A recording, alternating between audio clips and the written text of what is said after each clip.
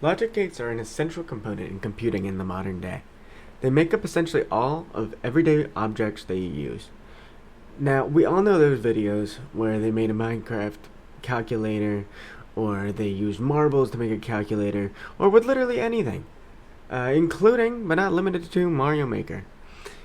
Now, luckily, we aren't doing that, because that sounds like a lot of work. Instead, we will talk about logic gates in general, because I don't have the time to create a full calculator, at least not today. Instead, we are going to be looking at how specific logic gates are made. Logic gates are typically made from transistors, and transistors are a very essential component that allows flow through the collector and emitter only if the base is activated. This is very important in the NOT gate, which we will see immediately. Looking at this circuit diagram, we can see that if the button is pressed, then the gate will open, which will cause the pin to have a voltage of 0 because it is directly connected to ground. When the button is not pressed, then we just have a voltage source connected to the output to a resistor, and so it would make sense that it would stay high when the button is not pressed. And now we can see this clearly in action in this simulation right here.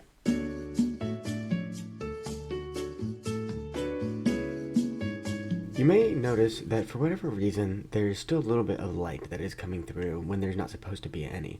And that is simply because the simulation is allowing some current through the unpushed button, as you can see here. And you'll notice this effect in the other logic gates. Now onto the AND gate. This is the second most simple gate. The AND gate is essentially just two different transistors lined up in series, each connected to a button, so that both had to be selected for current to flow through. Essentially, it is just two valves. In the simulation, it is a little hard to see because it allows some current when the transistor is closed. In this instance, it honestly might be easier to see with the schematic. So if this is active, we have flow up until here, but then it stops. Only if I activate this as well can we have flow. Last but certainly not least for today is the OR gate. The OR gate is very similar to the AND gate, but instead of transistors being in series, we have them in parallel. The collectors are connected both to the power supply, and their emitters are connected to each other. So if either of the two inputs are on, the output is also on, as we can see from the truth table to the right.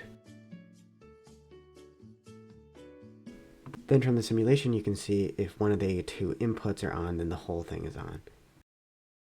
And that is all we have time for today. Thank you so much for watching, and take care of yourself.